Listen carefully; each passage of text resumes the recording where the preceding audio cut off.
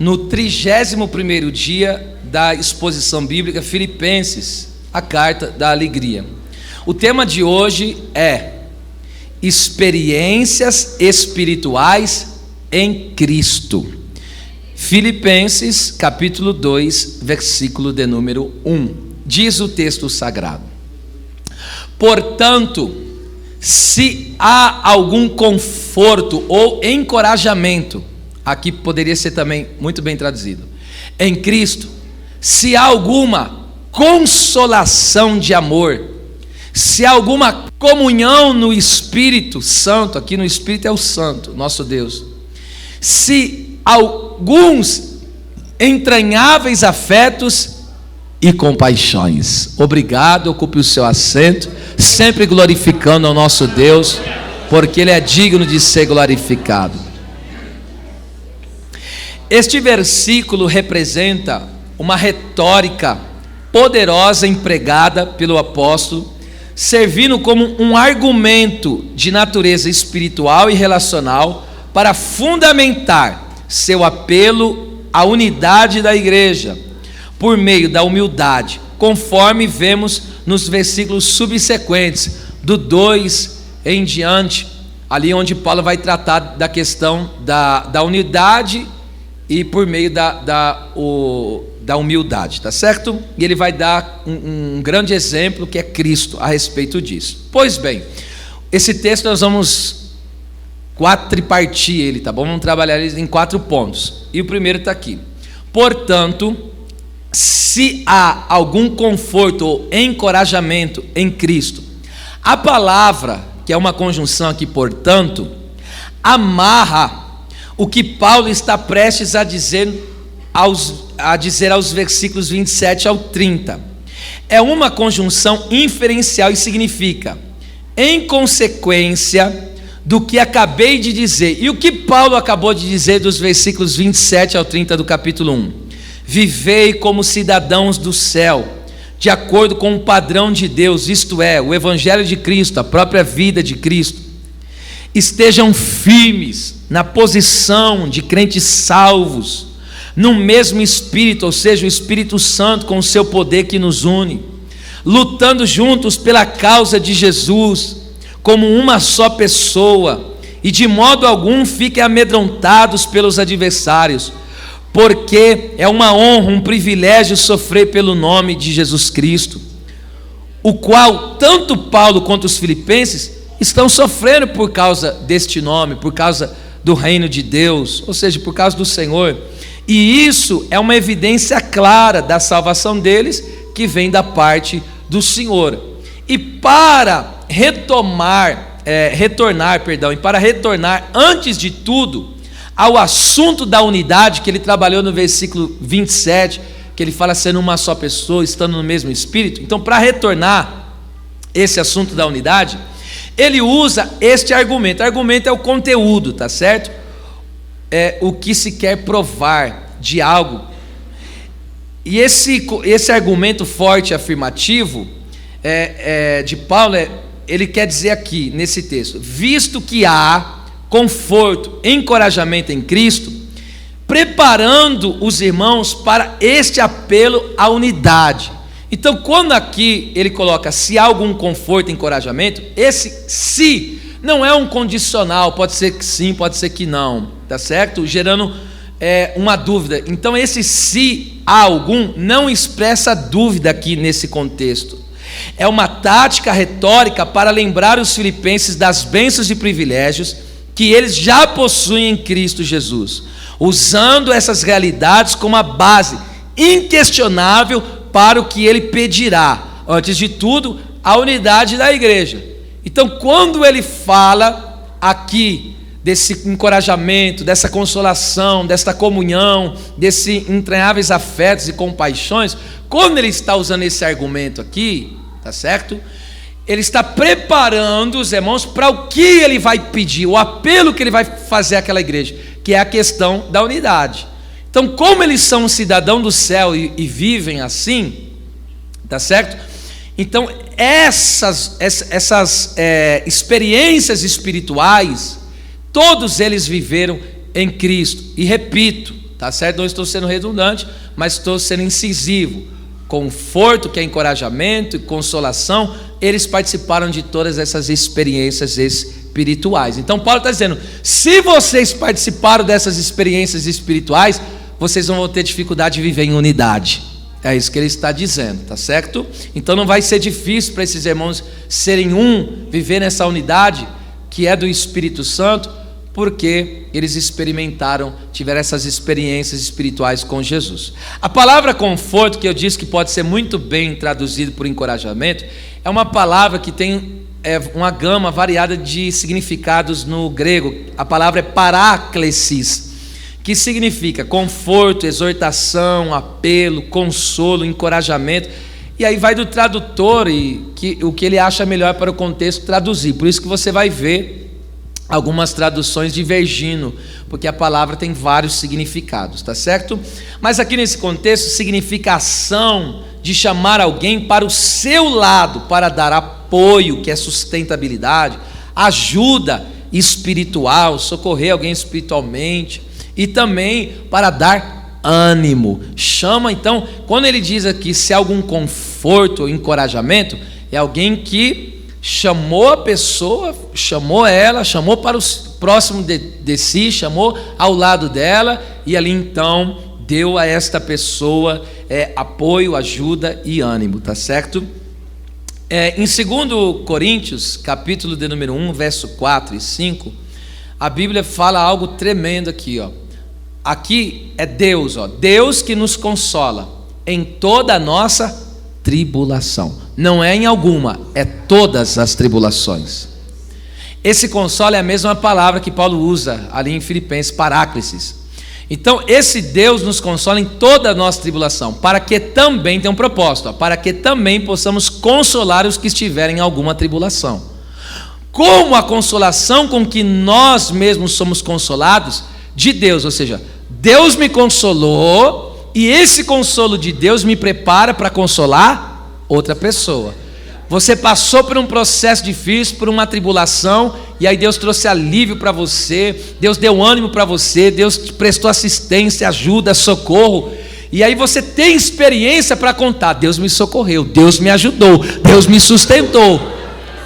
Então você não morreu naquela tribulação, porque Deus te consolou. E agora você vai ser o instrumento que Deus vai usar para fazer o quê? Para fazer a mesma coisa com outras pessoas. Que forte. Olha o 5.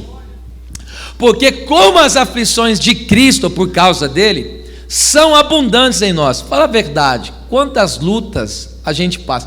Esses dias que Deus, eu venho de um processo doloroso em minha vida, com minha família, e Deus tem dado muitas vitórias, sabe? E aí às vezes a gente vai viver uns dias melhor, que eu fico até meio assustado, que a gente não está muito acostumado com isso não, sempre vivendo nos processos, nas lutas, e é quando começa a vir umas coisas assim, você fala, meu Deus, será que isso é mesmo? É mais ou menos assim, porque a vida cristã, a vida aqui na terra em si, são muitas aflições, ok? Assim também a nossa consolação transborda, aqui sobeja transborda por meio de Cristo. Então vamos lá, trabalhando. Os filipenses passavam pelas mesmas lutas que Paulo, conforme nós vemos no verso 30 do capítulo 1. Embora fossem lutas, aflições e tribulações que pareciam não ter fim. É ou não é verdade? Parece que você vive uma fase na sua vida e você fala, meu Deus, isso aqui nunca acaba não? Isso aqui nunca passa não? Eu nunca saio dessa fase. Muitas vezes você se sente que nem os discípulos, remando e nunca sai do lugar.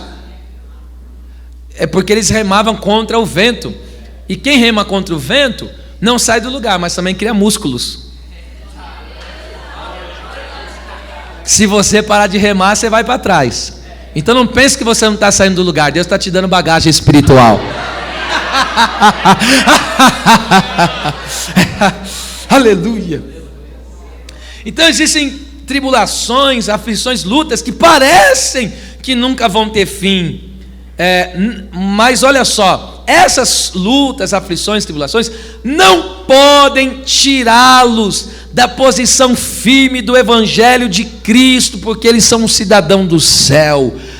O sangue de Jesus é que corre nas suas veias, e o teu Cristo sempre se manteve na posição, e por isso que você nunca vai sair dela. Agora, por que Deus nos consola, encoraja em todas as nossas tribulações, com o propósito de transbordarmos consolo e encorajamento aos nossos irmãos? Quando dizem toda a nossa tribulação, então às vezes você é atribulado na sua saúde, às vezes você é atribulado em uma perseguição, às vezes você é atribulado mentalmente, emocionalmente, às vezes financeiramente, às vezes familiarmente, não está bem conjugalmente, não está bem com os filhos, ou alguns estão dando trabalho, às vezes os filhos passando luta com os pais, que não quer compromisso com Deus, e aí são várias configurações, mas o que o texto está dizendo é que Deus nos consola em todas, não importa em qual área você está sendo atribulado, está passando luta, está sendo afligido, está sendo apertado por todos os lados, há um consolo de Deus para a sua vida, há um encorajamento de Deus para a sua vida. O Deus de toda consolação está aqui dizendo para mim, para você: não vai faltar apoio, eu vou te sustentar, não vai faltar ajuda espiritual, eu vou alicerçar você, e eu vou te dar ânimo, meu filho. Então, essa experiência nós vivemos, tá certo? Da parte de Deus, tanto Ele faz conosco, e nós também fazemos com pessoas, tá certo? Glória a Deus, louvado seja o Senhor. Esse encorajamento, conforme diz o texto, conforto, encorajamento em Cristo, ele é em Cristo, tá certo? Indica que este conforto, encorajamento tem sua fonte e esfera na união com Cristo Jesus. O que é esfera? Esfera, imagine que é um círculo, esfera, aí tudo que está dentro daquele círculo, tá certo? Então eu e você estamos dentro dessa esfera, desse ciclo aí. E qual é essa esfera? Cristo Jesus. Então todos aqueles que estão nessa esfera chamada Cristo, você está nele. Esse é o ambiente que você vive nele.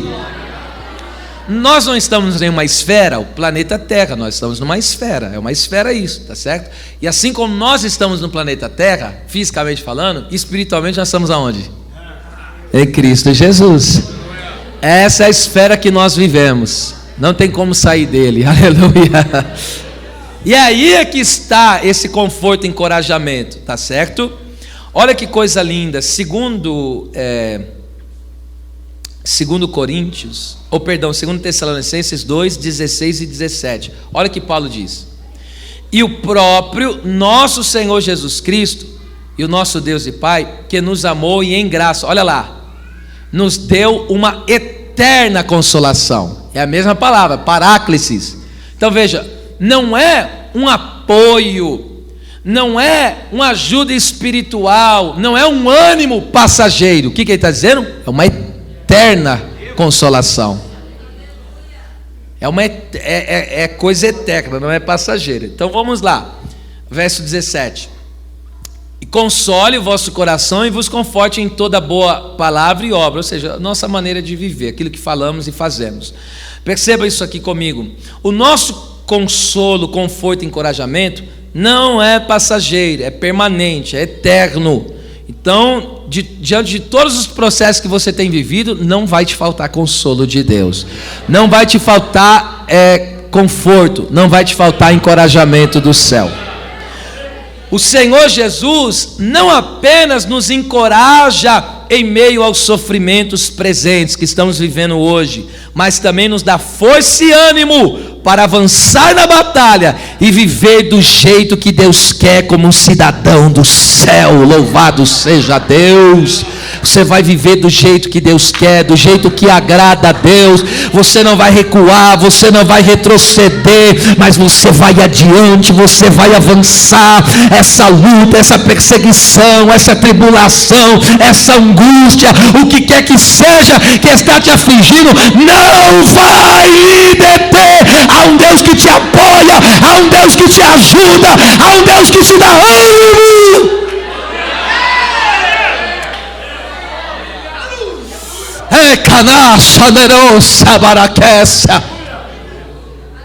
Aleluia, glória a Deus. A parte B do versículo 1. Então, se há algum, como de fato há, conforto, encorajamento em Cristo, se há alguma consolação de amor. Esse é o segundo ponto, consolação de amor. Essa palavra consolação, meus queridos irmãos, é a palavra paramithion. É uma palavra quase que sinônima, em muitos contextos é sinônimo dessa que eu acabei de falar aí, que é traduzido como conforto aqui, pode ser encorajamento, paráclesis, é quase que sinônimo, mas tem uma leve diferença e faz diferença na aplicação. Essa palavra significa consolo terno. O que é consolo terno? Alívio que é dado de maneira amorosa. Olha só como que Deus trata a gente. Estímulo gentil. É como alguém. O que é um estímulo gentil? É o aspecto mais emocional e suave do conforto e encorajamento. É um encorajamento sem pressão, mas amoroso e gentil. O Senhor vem no pé do seu ouvido. Ele traz você para perto dele. E ele de forma amorosa, gentil, ele te estimula. Ele te levanta. Ele te dá motivo. Quantas pessoas entraram aqui dizendo não tenho mais motivo de viver? Ele vai te estimular. E como? Não vai meter uma pressão em você. Se você não fizer isso, eu vou te meter no inferno. Não. É um estímulo amoroso.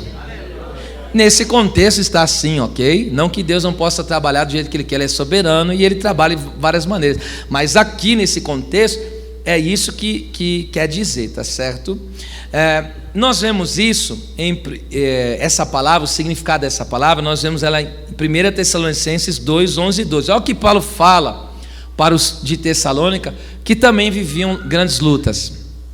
Assim como bem sabeis, de que modo vos exortamos e consolávamos, é a palavra aí, é a mesma raiz, a cada um de vós, como o pai a seus filhos. Então veja como ele consolava os irmãos. Como o pai consola os seus filhos. Então ele está dando um estímulo gentil, amoroso, suave. Eita! Para que vos conduzisseis dignamente para com Deus, que vos chama para o seu reino e glória. Então esse é o nosso chamado, viver o reino de Deus e a glória eterna dos céus, tá certo? Escute isso. O nosso, na verdade, como um pai sábio, conselheiro, o apóstolo aqui os estimula gentilmente, incentivando-os a continuar na firmeza espiritual em Cristo, apesar das perseguições, e a não perder a essência de Deus. Qual é a essência de Deus? Quem lembra? O amor. Esta é a essência de Deus, nunca esqueça isso. A essência de Deus, a característica principal é o amor. Deus é amor, tá certo? Essa é a essência de Deus.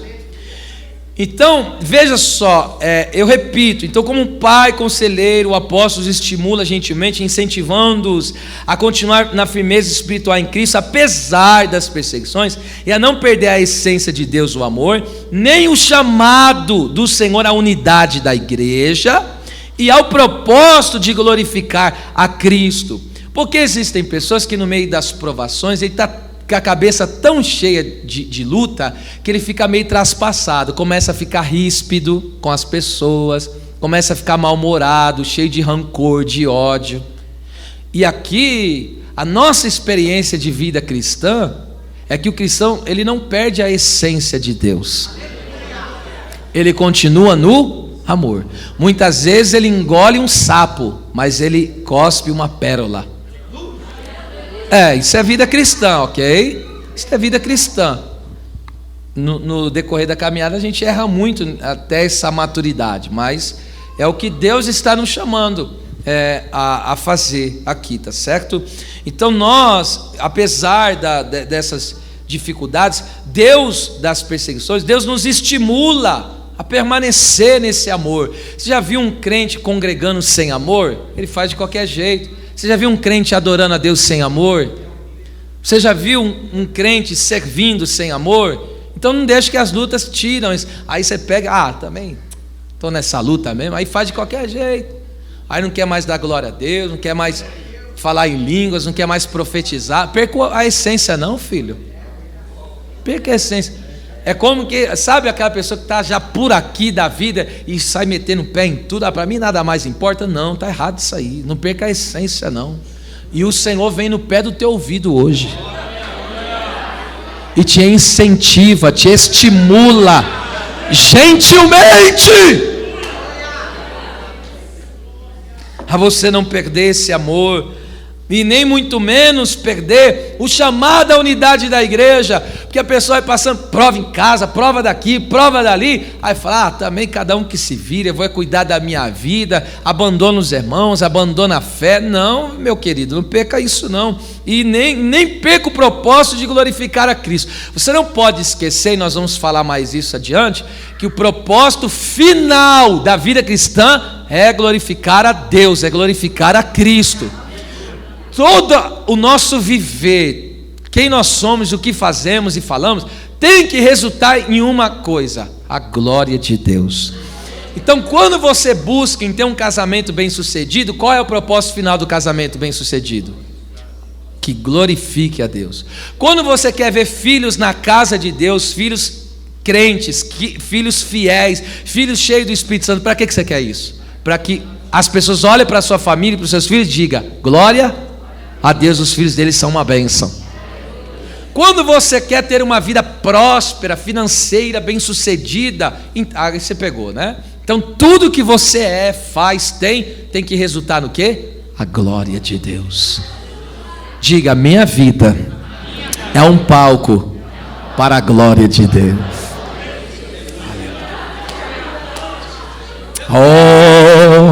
É por isso que não vai ficar nada quebrado, nada faltando e nada fora do lugar. A sua saúde é para a glória de Deus, a sua caminhada cristã, tudo é para a glória de Deus.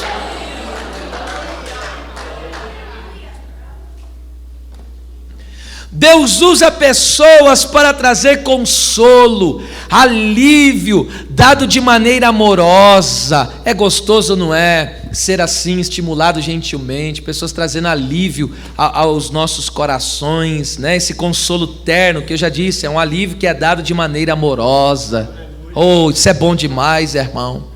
Isso é glorioso, mas a nossa grande consolação em meio aos apertos da vida está na palavra. Eu repito, é gostoso quando alguém chega amorosamente, gentilmente, e se condói conosco, e vê, às vezes sabe que a gente está errado, mas ele vem com um jeitinho tão, meigo, tão suave, que ele torna a nossa vida um céu, e aí ele tira um peso da nossa vida. Às vezes a gente não está conseguindo enxergar nada, ele vem com a palavra conselheira: aguenta firme, isso vai passar, mais ou menos assim. Muda tudo, é ou não é? Que a pessoa cega, ela não sabe o que ela vai fazer, o direcionamento que ela vai tomar, mas aí chega essas pessoas que traz essa consolação que vem do amor de Deus. Vamos lá. Então eu digo, é glorioso pessoas que fazem isso, que nos aliviam e nos estimulam, mas o mais glorioso de tudo, o consolo mais glorioso que há, está na palavra. E esse salmo eu vou ler, quero que você leia comigo. 3, 2, 1. E isto é a minha consolação na minha angústia, porque tua palavra me vivificou. Você só vivifica quem está morto. Você só vivifica quem está caído. Você só vivifica quem está arruinado. O que ele está dizendo? Eu estava arruinado na angústia, eu estava arruinado em apertos, eu estava gritando, esperneando, eu estava em desespero, não sabia o que fazer, para onde ir, para me livrar disso. E aí o que aconteceu? Deus veio com a palavra. Deus veio com a palavra entrou onde o homem não pôde entrar, a palavra fez o que ninguém pôde fazer por mim, a palavra trouxe alívio, a palavra me estimulou, a palavra me confortou, a palavra, aleluia. Quantos amam as sagradas escrituras? Se a tua Bíblia está fácil aí na palma da tua mão, levante aí, tá. Soba que nesse entre faço para candarabagaia. Diga bem forte: ó Deus, a tua palavra é a minha maior consolação.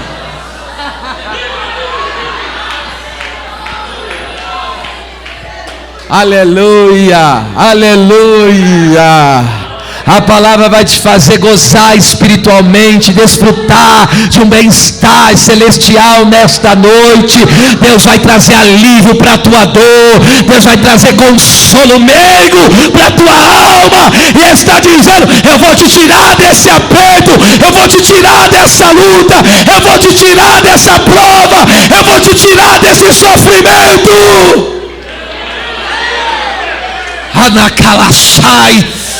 A palavra vivifica o homem, a palavra levanta o homem, a palavra de Deus é tremenda na terra. Eita Deus. Esta consolação é do que? É de amor. Oh meu Deus, aqui é amor do Pai mesmo, tá? Amor de Deus. Sugere a experiência comum da consolação, alívio, estímulo gentil, no caso que é o significado aí da palavra consolação, do amor de Deus. Olha só que coisa tremenda, como que Deus nos estimula amorosamente. Veja só, em 2 Coríntios 5, 14 e 15, só cito: o amor escandaloso de Cristo. Pensa no amor escandaloso do nosso Deus. Como assim? Amar os seus inimigos dando o seu filho. Isso é um amor escandaloso. É um amor que a Bíblia diz que não tem medida, não tem como você calcular o tamanho desse amor. É por isso que pessoas carnais nunca vão entender a dimensão do amor de Deus, porque o amor de Deus não é carnal, é espiritual. E só você nascendo de novo para conseguir entender o tamanho desse amor.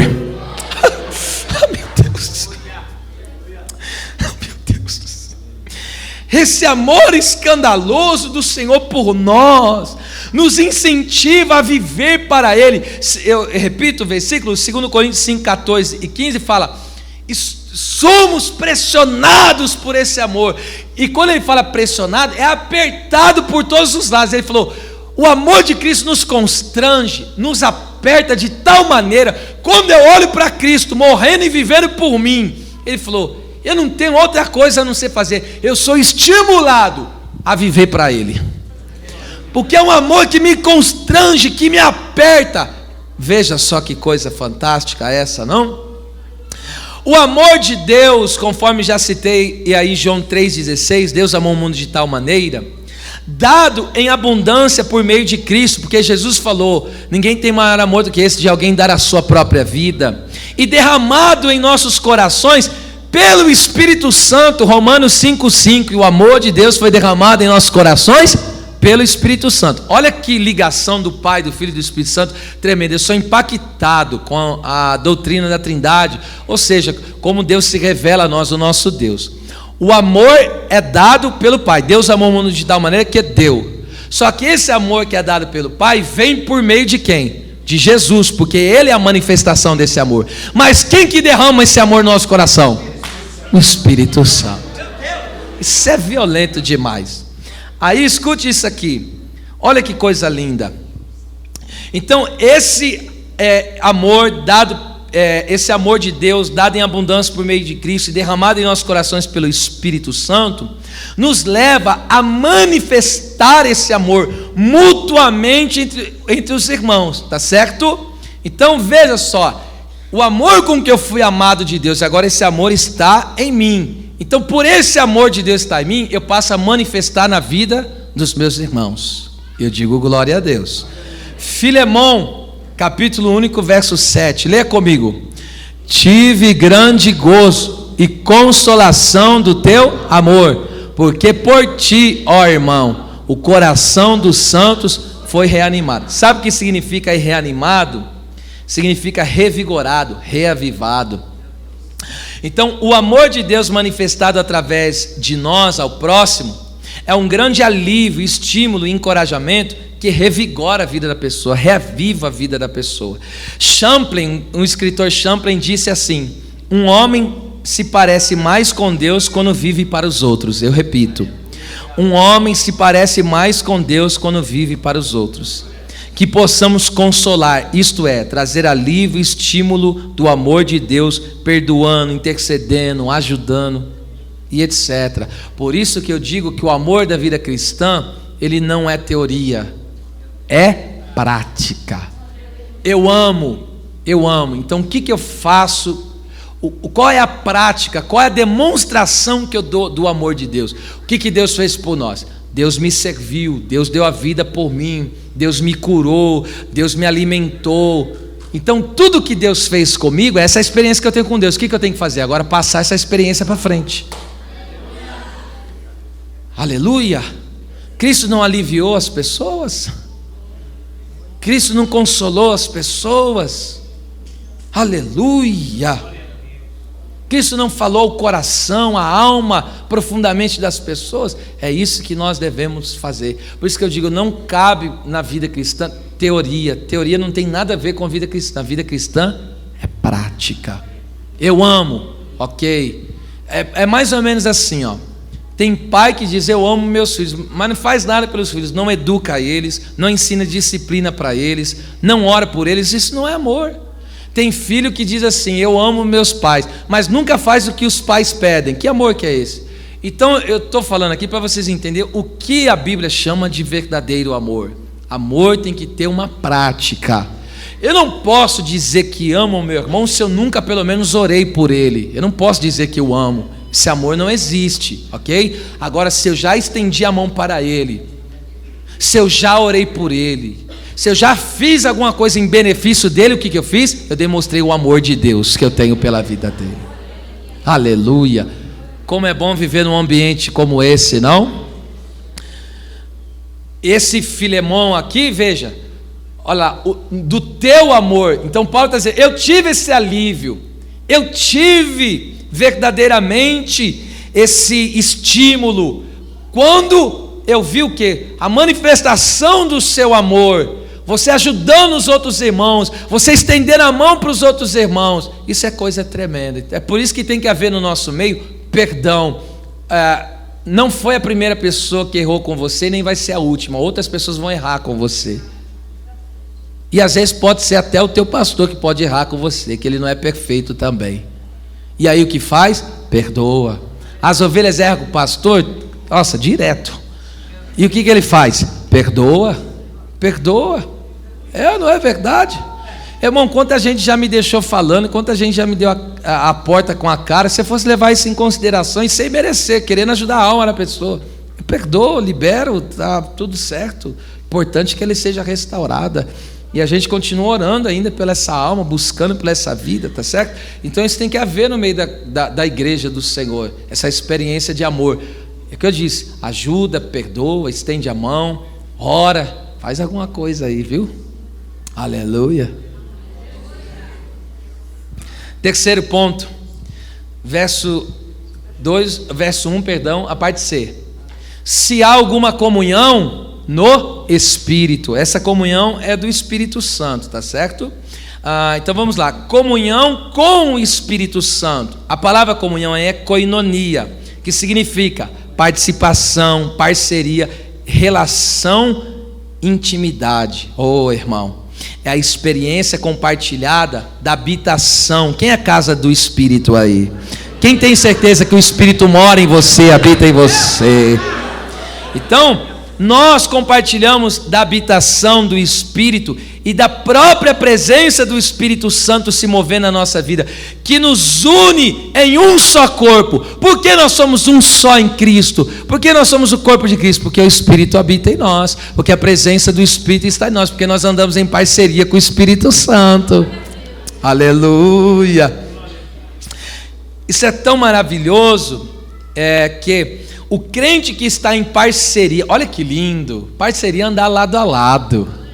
Oh, irmão, olha, ter um parceiro na caminhada da fé é uma benção. Agora, ter o Espírito Santo como parceiro, é por isso que tem gente que já fala, esse rapaz aí não é normal não, mas não pode ser. Olha o parceiro que ele tem. Amigo consolador, hein? Como que você vai andar lado a lado com o Espírito Santo e vai ser alguém normal? Tem como não? Tem como ser normal? Tem não. E se você está normal, Deus vai te levar para o sobrenatural, viu? A vida no Espírito é uma vida sobrenatural. Aleluia, glória a Deus. Então, repito, o crente que está em parceria, em relacionamento íntimo com o Espírito Santo, por isso que 2 Coríntios 13:3 diz, a comunhão do Espírito, luta pelo mesmo propósito que o seu irmão. Então veja, se você está na parceria com o Espírito Santo, você tem comunhão não só com o Espírito Santo, você vai ter comunhão com o seu irmão e vai lutar com ele. E como? Vai lutar em parceria. Romanos 15:30 e 31, olha que lindo isso aqui, gente. E rogo-vos, irmãos, por nosso Senhor Jesus Cristo, e pelo amor do Espírito, que combatais comigo nas vossas orações por mim a Deus. E por que Paulo está pedindo? Ora comigo aí. Por quê? Olha o que ele estava passando. Para que seja livre dos rebeldes. Eita! Então ele estava passando uma luta, uma perseguição tremenda, pessoas tentando matar ele, perseguindo ele, tentando destruir com a vida dele. E aí o que ele fala com os irmãos? Pelo amor do Espírito. É a mesma coisa, pela comunhão, pela intimidade que vocês têm com o Espírito Santo. Combate comigo, entra comigo, guerreia comigo nessa causa aí. Ele está dizendo, eu estou precisando de apoio espiritual, estou precisando de ajuda de vocês. Aleluia. Então, combatais, olha o significado da palavra combatais aí no grego: lutar juntamente com, ajudar alguém numa causa, ou seja, na comunhão com o Espírito Santo, eu ajudo o meu irmão em oração numa causa difícil que ele está passando, na saúde, numa causa difícil na família, passando numa causa difícil na fraqueza que ele está. Eu grudo do lado dele. Se eu tenho comunhão com o Espírito Santo, eu tenho comunhão com o meu irmão. É impossível ter comunhão com o Espírito Santo e não ter comunhão com o irmão, porque o Espírito Santo nos une, o Espírito Santo nos faz ser parceiro. Oh meu Deus do céu! O Espírito Santo nos faz ter uma relação de amor. Glória a Deus.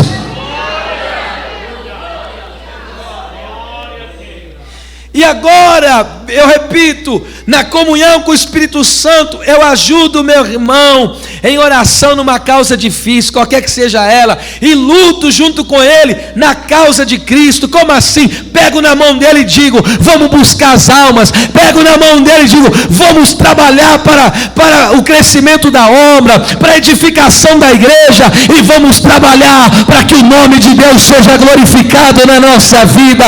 E eu pergunto, tem comunhão com o Espírito aí? Tem relacionamento íntimo com o Espírito Santo? Então gruda na mão desse vizinho, levanta a mão dele, porque se você está cheio do Espírito, anda com o Espírito, está na comunhão do Espírito, você também está na comunhão com o seu irmão. A sua luta é a luta dele, a sua guerra é a guerra dele, assim como a tua vitória é a vitória dele também.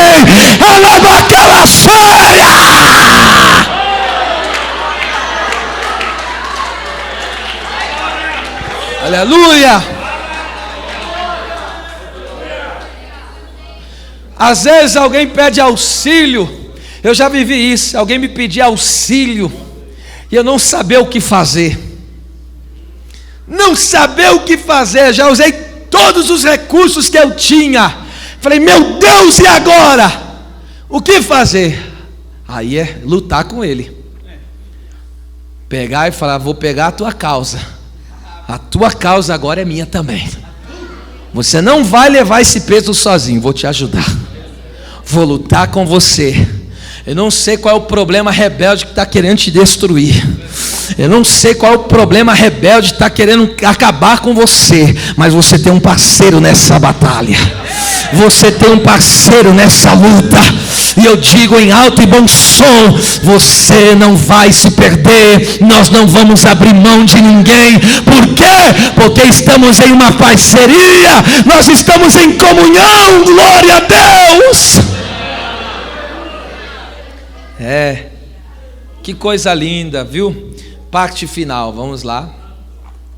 Leio todo o versículo. Portanto, se há algum conforto, encorajamento em Cristo, como há, aleluia, se há alguma consolação de amor aqui de Deus, se há alguma comunhão no Espírito, você perceba que Paulo trabalha a questão, né, da triunidade, da divindade.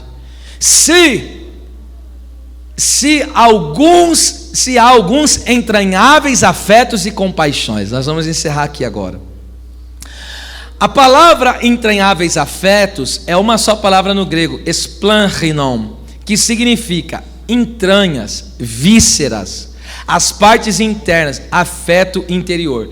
Quando você fica muito emocionado, aonde que mexe em você? No seu íntimo. Mexe da forma mais profunda, mexe tudo aqui, ó. Dependendo da emoção, a pessoa, né? Uns choram, uns têm que ir no banheiro.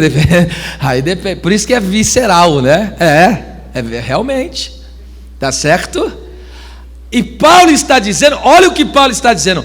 Esse entranháveis afetos existe no meio da igreja. Meu Deus!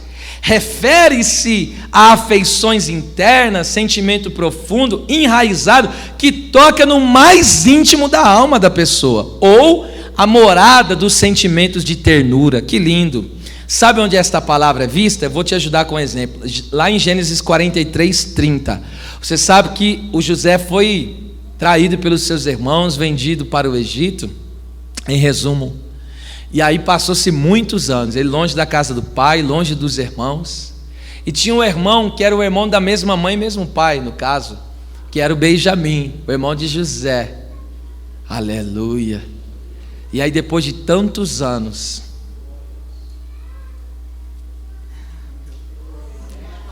ele pega e vê o irmão dele. Olha só o que ele sentiu. E José apressou-se, porque o seu íntimo, splanchinon, suas vísceras, ou seja, o mais profundo afeto tocou ele. O seu íntimo se moveu para o seu irmão. Aí ele não aguentou e procurou onde chorar. E entrou na câmara e chorou ali. Eu vou dizer confidenciar, é que eu não acabei não compartilhando, mas para mim pregar essa palavra, Deus me fez viver todo o conteúdo dela. Cada ponto desse que eu estou pregando para vocês aqui, eu vivi essa semana. Eu vivi cada um desses pontos. Ou Deus me usando para fazer com alguém, ou alguém fazendo comigo. Então eu vivi uma relação muito importante com a palavra de Deus, que tem sido impactante na minha vida. Oh Deus. Bená subidiquécia canta lava súpria.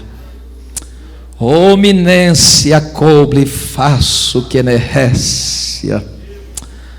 Oh, levante a sua mão. Eu senti uma graça aqui muito forte. Deus está me autorizando a dizer para alguém, isso aqui é uma palavra profética agora. Estava deslocada do estudo, mas está na centralidade da vontade de Deus. Deus está dizendo, eu estou restaurando famílias nessa noite.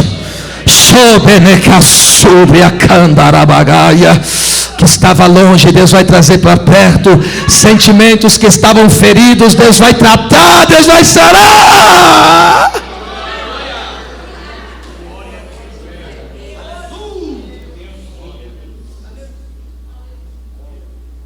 Quando José vê o seu irmão, ele não aguenta. Ele ainda não tinha se revelado que era ele. Se passou mais de 20 anos. E ele não tinha se revelado quem ele era. E aí quando ele vê o irmão, foi lá. no mais profundo do seu ser.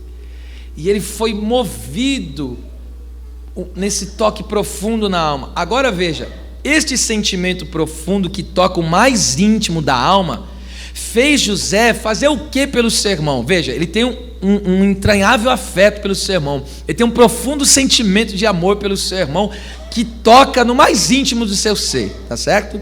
Então o que ele fez em demonstração a esse amor, além de chorar? O que ele fez? José proveu 5 porções para o seu irmão, em alimentos e em vestes. Eu vou ler o texto e depois eu vou aplicar, você vai entender que coisa profunda. Gênesis 43, 34. Olha o que José fez. E apresentou-lhe as porções que estavam diante dele. Porém, a porção de Benjamim, o seu irmão, que ele sentia um entranhável afeto.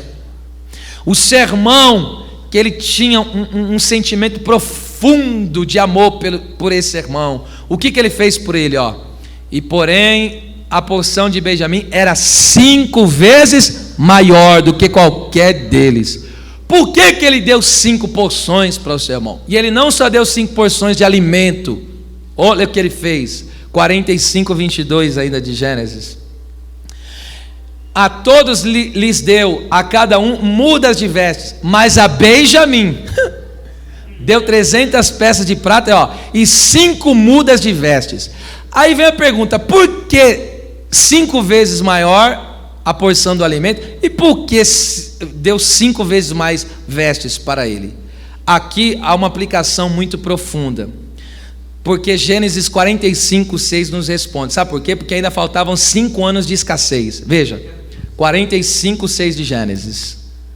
Coloca aí, 45, 6.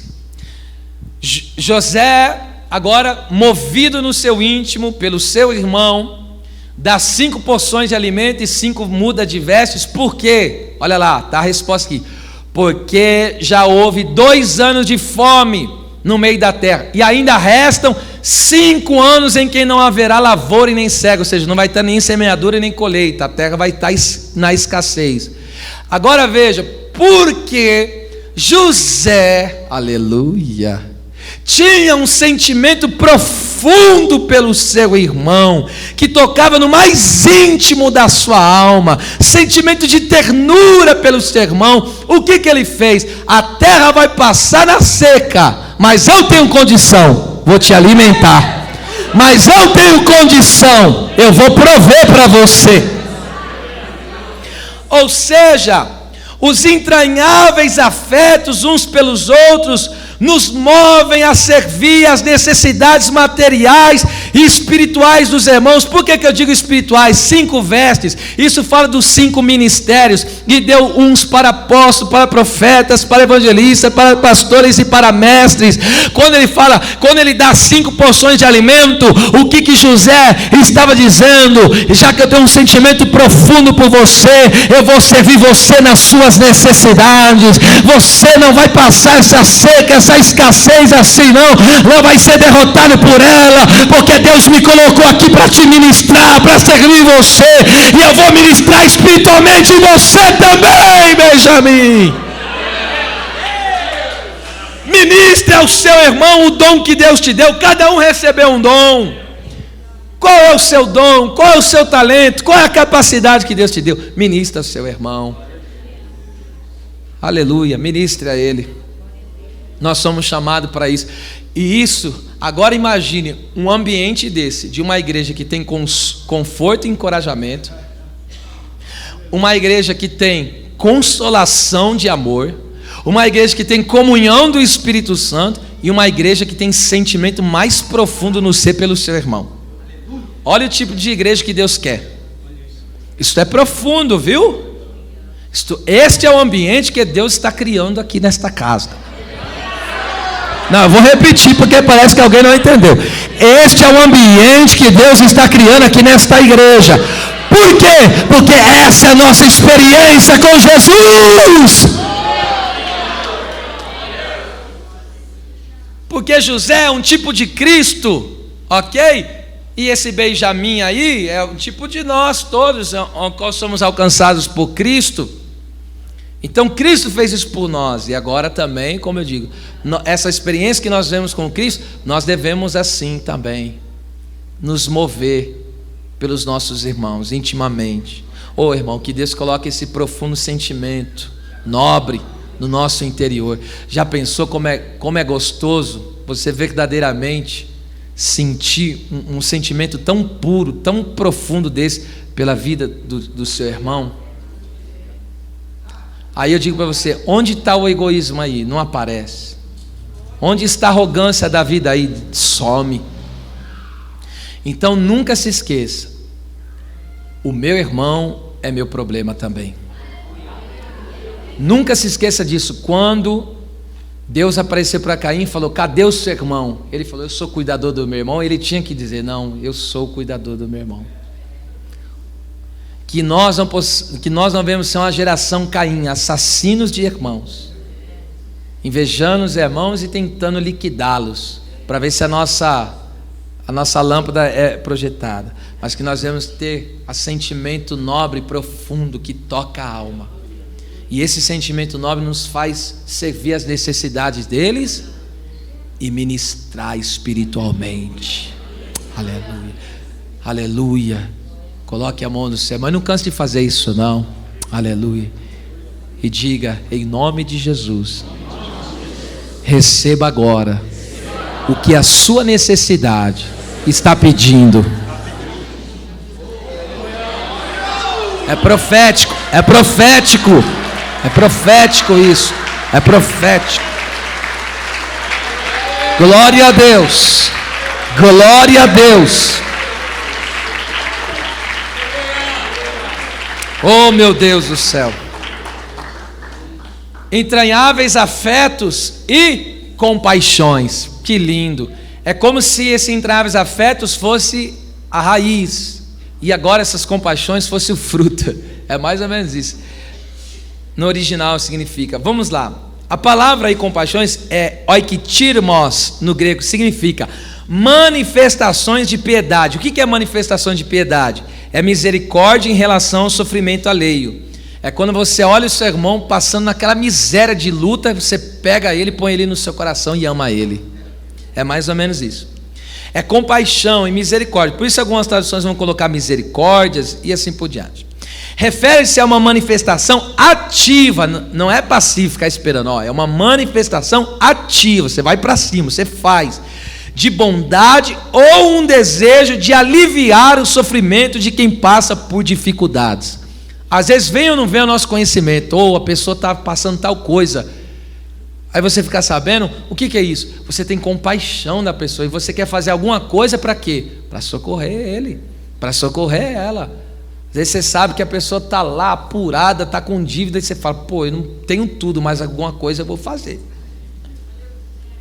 Entendeu? Vocês agora não estão aqui, né? Mexe em dinheiro é um problema, né, irmão? Para muita gente é um problema. É duro isso.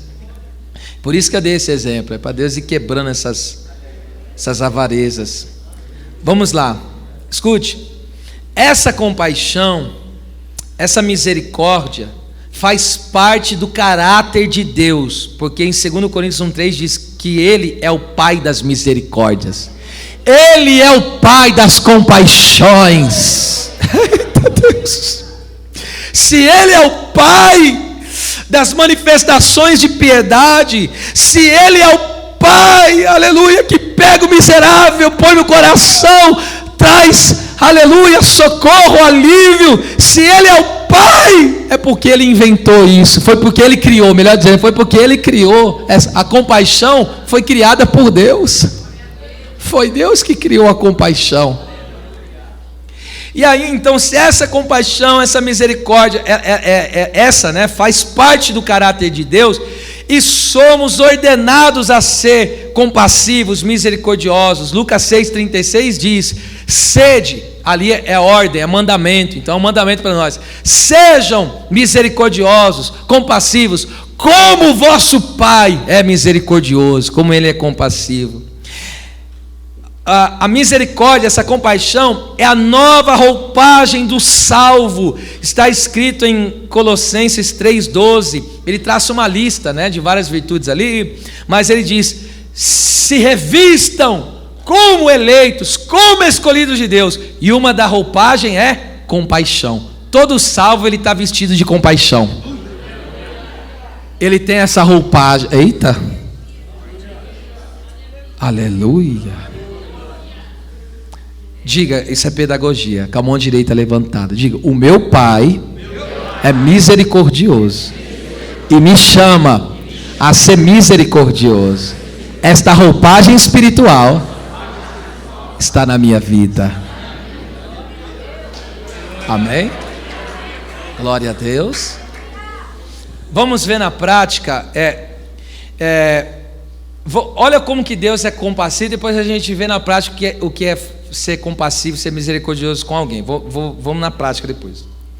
Olha como Deus ele é tão compassivo com a gente. Salmo 72, 12 e 13. Se Ele é conosco, e aí então a gente tem que ser com os outros. Olha lá.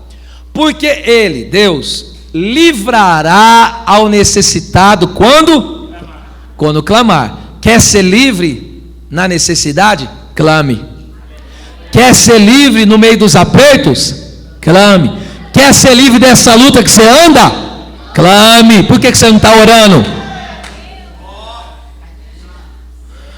Como também ao aflito e ao que não tem quem o ajude. Olha o que Deus está falando: não tem quem te ajude. Os médicos não puderam fazer mais nada por você. A medicina não dá jeito. Os remédios não dá em nada. O advogado já não consegue. Faz o quê? Clame, porque Ele é. Deus vai manifestar a misericórdia dEle. Eu estou vendo a misericórdia de Deus se manifestando. Ao que não tem quem o ajude. Alguém está dizendo: parece que ninguém me vê, ninguém me acha. O teu Pai.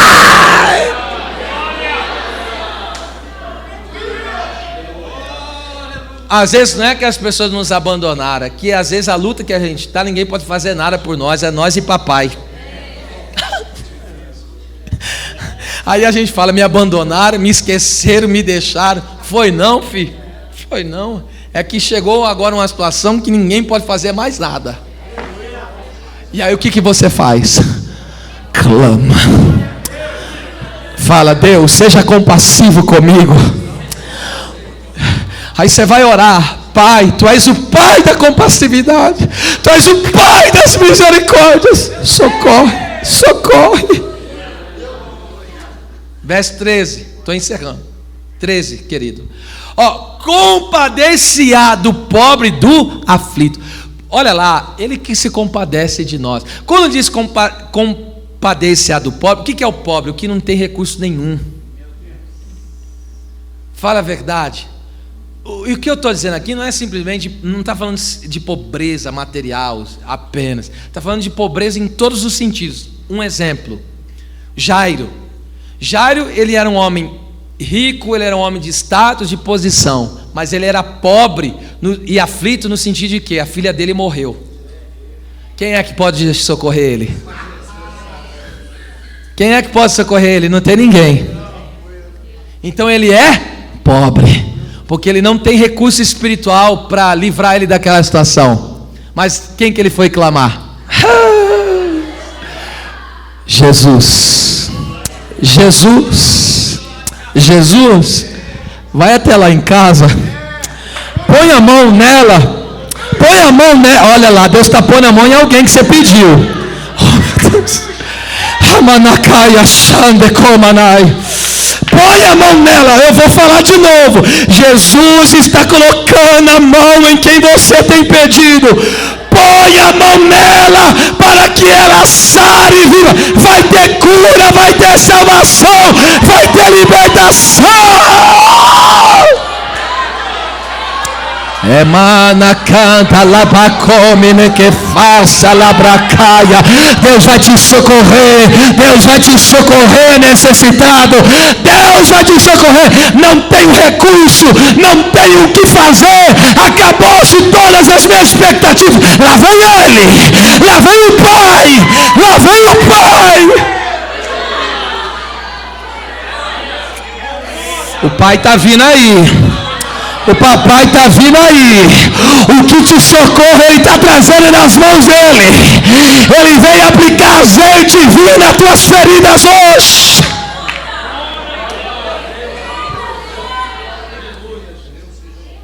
Então Deus faz isso com a gente. Ele é compassivo com a gente.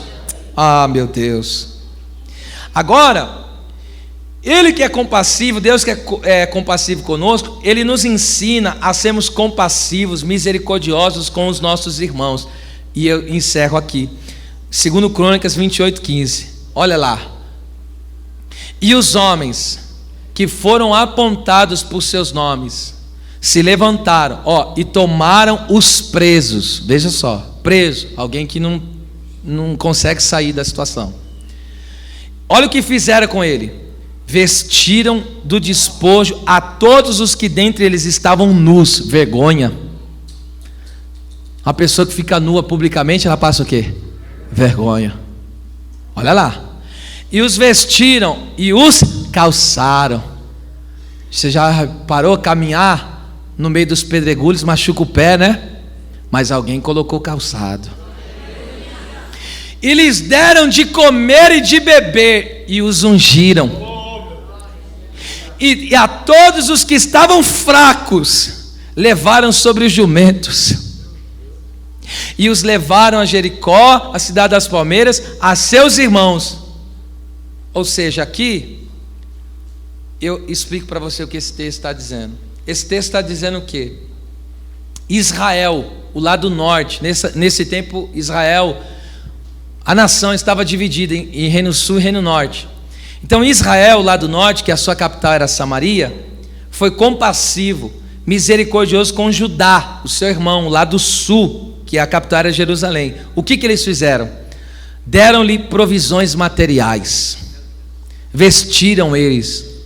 Estava passando uma vergonha tremenda. E eu não estou dizendo a gente ajuda, mas ajuda com sabedoria.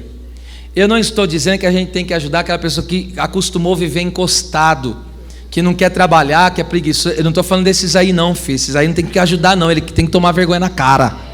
Agora tem pessoa que não, passa aperto, mas é porque Deus está permitindo, e Deus permite ele passar aquilo para a gente ajudar, para a glória de Deus se manifestar na nossa vida e na vida da pessoa. Porque quem ajuda recebe galardão, e quem recebe dá glória a Deus. Tá? E aí, vê só, e quando você estiver na posição de ajudar, dá glória a Deus, porque é melhor você estar ajudando do que ser ajudado, é ou não é verdade? E aí fala, de novo tem que ajudar? Para de ser, rapaz, dá glória a Deus, porque a pessoa que está sendo ajudada é que queria estar ajudando, é ou não é verdade? É ou não é? Mas Deus vai mudar isso, vai mudar a sua situação, o nome dele vai ser glorificado. Quem crê já joga as duas mãos e dá aquele grito de glória a Deus. É a última vez que eu peço, toca no meu irmão, diga, Deus está mudando a tua situação, diga para ele isso, Deus está mudando, Deus está revertendo o quadro, Deus está mudando essa situação, chega de conta-gota, Deus está mudando a tua situação, Deus está mudando, Deus vai te tirar dessa vergonha, Deus vai te tirar dessa vergonha.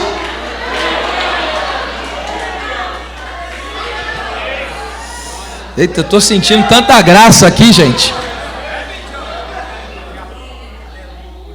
E aí os irmãos, olha o que é ser compassivo.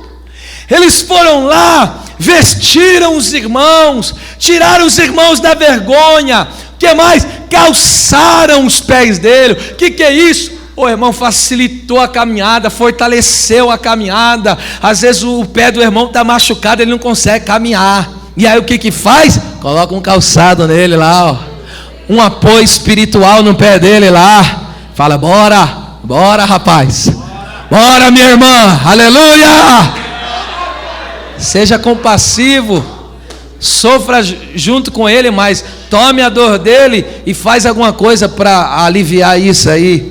que mais que fizeram? Quer ser compassivo? Olha lá, deram de comer e beber e os ungiram. Enfim, o que eles fizeram aqui? Deram-lhe provisões materiais, ministraram cura e renovo, porque quando o texto está dizendo ungiram aqui, ungir está falando de cura e de renovo, porque óleo fala de unção, óleo fala de cura, óleo fala do renovo espiritual. Então seja compassivo, ministra cura, ministra renovo, e se tem alguém que está fraco, põe aí no teu jumento e fala, bora lá. Às vezes tem pessoa que não vai conseguir vir aqui, vai lá na porta dela e com o teu jumento, com o teu carro, e fala, eu só saio daqui quando você entrar no meu carro, e hoje eu não saio daqui quando você não for para a igreja comigo. Pega esse jumento e busca ele, aquele jumento que parou a caminhada.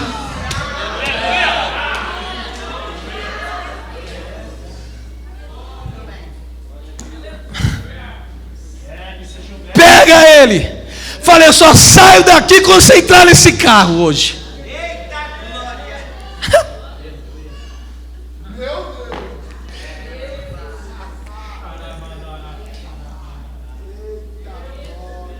Seja compassivo, veste essa veste linda, maravilhosa, amém? Com os seus irmãos. E eu concluo dizendo, o encorajamento em Cristo, o consolo do amor de Deus, a comunhão do Espírito Santo e os sentimentos de profunda afeição e compaixão uns para com os outros são um fortíssimo argumento para apelar à unidade dos irmãos. Fala a verdade, como que uma igreja que vive o encorajamento, o conforto do Senhor, vive a consolação, o alívio, o consolo terno de amor de Deus, vive na comunhão do Espírito Santo, tem sentimentos tremendos, profundos, afetos de ternura pelas pessoas, e ainda tem compaixão, tem como odiar uma pessoa que você tem todo esse sentimento por ela? Tem como ficar dividido e separado dessa pessoa? Não tem.